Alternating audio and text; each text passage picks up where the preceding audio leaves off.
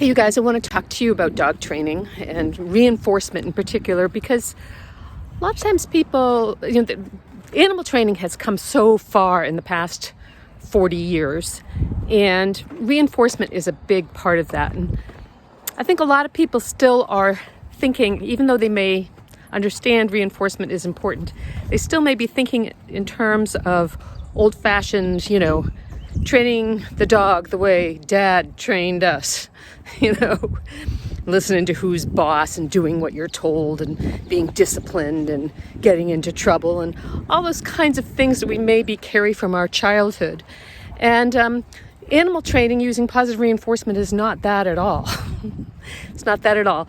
There's a natural and instinctive ability in dogs to want to work in a pack, to want to take advantage of your brain and work with you. And the two of you will be the sum total of you plus dog is going to be able to see, hear, smell, do things that you could never do just you by yourself, right? So dogs are primed to want to interact with you because you know things and can do things that they can't do. So reinforcement is really about building a relationship with your dog so that the dog wants to follow you, just like you might, be a follower of Jesus or a follower of the Buddha.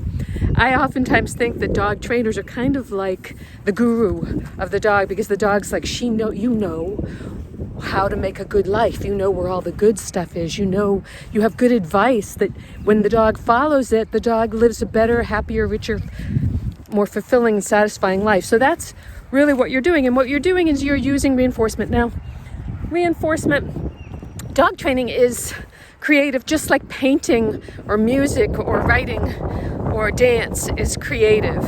And what we're using is our raw materials is really reinforcement.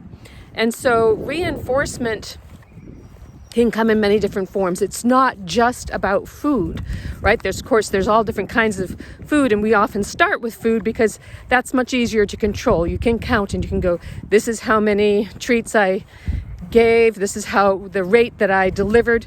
It's harder to enumerate how much reinforcement you're putting on behavior when you're using something like privileges or freedom or toy games even.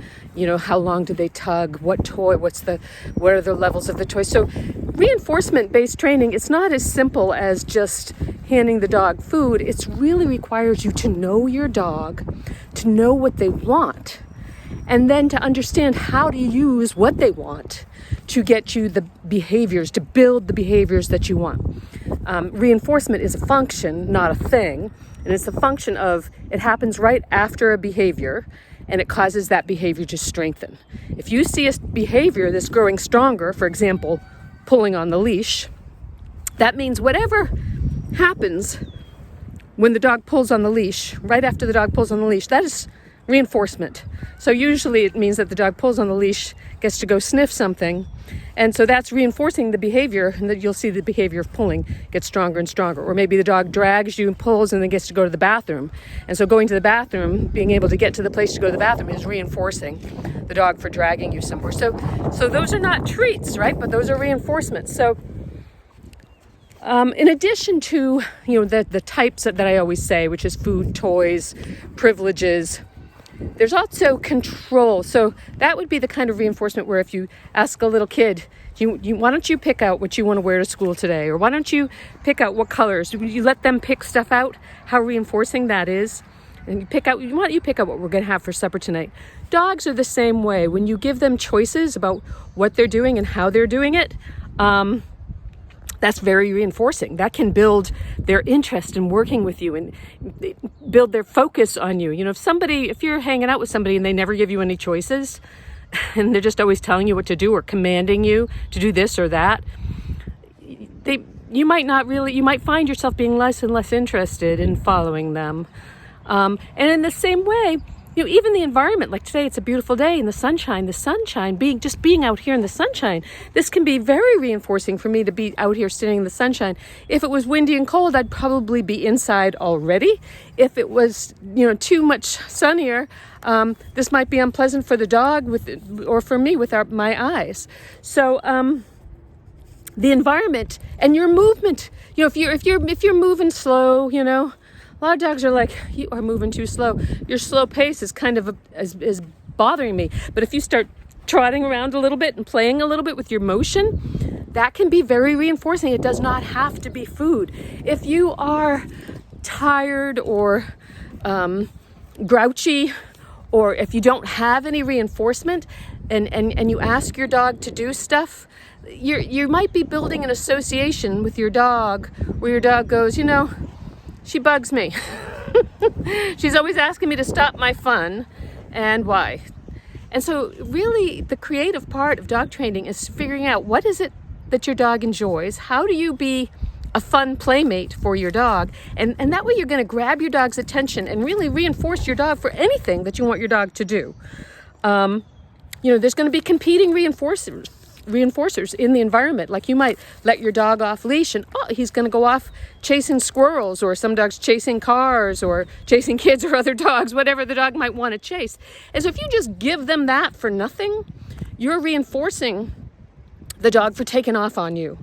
You're letting them collect rewards when they just go out there before you have conditioned that response and that relationship. So I don't just give them out there, the universe, full blast, full Monty, before they have, or I try not to, before they have got a conditioned response to me where I'm really confident that in this environment, if I say 1, 2, 3, that they are going to just turn right around, come back because they expect something great to happen with me.